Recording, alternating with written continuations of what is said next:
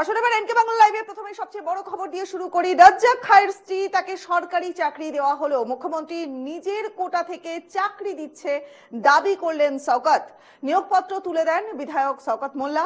ভাঙড়ের নলমুড়ি ব্লক স্বাস্থ্য কেন্দ্রে গ্রুপ ডি পদে চাকরি পেলেন রাজ্জাক খায়ের স্ত্রী। রাজ্জাক খায়ের স্ত্রী সরকারি চাকরি পেলেন, মুখ্যমন্ত্রী নিজের কোটা থেকে চাকরি দিচ্ছেন দাবি করলেন শওকত মোল্লা।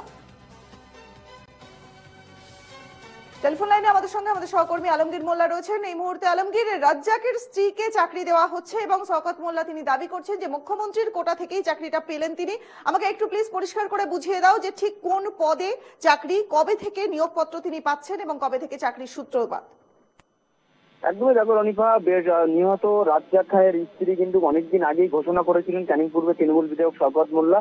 একেবারে খুন হবার দুদিন পরেই কিন্তু এই ঘোষণা করেছিলেন শওকত মোল্লা যে মুখ্যমন্ত্রীর সঙ্গে কথা হয়েছে, তিনি চাকরি দেবেন এবং গ্রুপ ডি পদে তাকে নিয়োগ করা হবে। সেই মতোই কিন্তু আজকে নলমুড়ি যে প্রাথমিক স্বাস্থ্য কেন্দ্র রয়েছে, সেই নলমুড়ি প্রাথমিক স্বাস্থ্য কেন্দ্রে ক্যানিং পূর্বে তৃণমূল বিধায়ক শওকত মোল্লা নিজে সঙ্গে নিয়ে গিয়েই কিন্তু তাকে সেই গ্রুপ ডির পদে কিন্তু তাকে বসানো হয়েছে। এবং বিএমওয়াইজ যে নলমুড়ি বিএমওয়াইজ রয়েছে তার সঙ্গেও যেটা কথা বলে জানতে পারলাম যে বিএমওয়াইজ এর সঙ্গে কথা বলেই তিনি কিন্তু ক্যানিং পূর্বের বিধায়ক শওকত মোল্লা তিনি সেখানে গেছেন এবং তাকে গ্রুপ ডি এর পদে কিন্তু সেখানে বসানো হয়েছে এবং মুখ্যমন্ত্রীর কোটা থেকেই চাকরি দেওয়া হয়েছে। এবং বিএমওয়াইজ যেমনটা জানিয়েছে, মুখ্যমন্ত্রীর চিফ সেক্রেটারি এবং জেলা স্বাস্থ্য আধিকারিকের নির্দেশেই এই খাদিজা বিবি, যে নিহত রাজ্জাক খায়ের স্ত্রী খাদিজা বিবি, তাকে গ্রুপ ডির পদে নিয়োগ করা হয়েছে।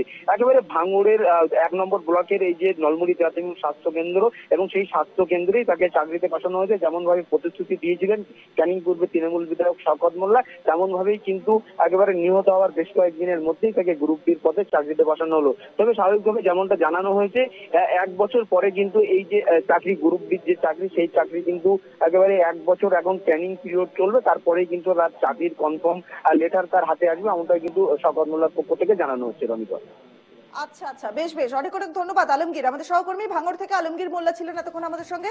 নলমুড়ির ব্লক স্বাস্থ্য কেন্দ্রের স্বাস্থ্য আধিকারিক অভিক কুমার বিশ্বাসের বক্তব্য রয়েছে আমাদের কাছে, চলুন শুনবো।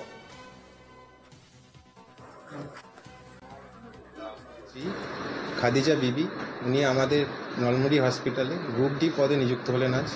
আমাদের মাননীয় মুখ্যমন্ত্রী মমতা বন্দ্যোপাধ্যায় তথা চিফ সেক্রেটারি এবং দক্ষিণ 24 পরগনার সিএমও স্যারের নির্দেশ অনুযায়ী আমাদের হসপিটালে আজ থেকে উনি গ্রুপ ডি পদে নিযুক্ত হয়েছেন।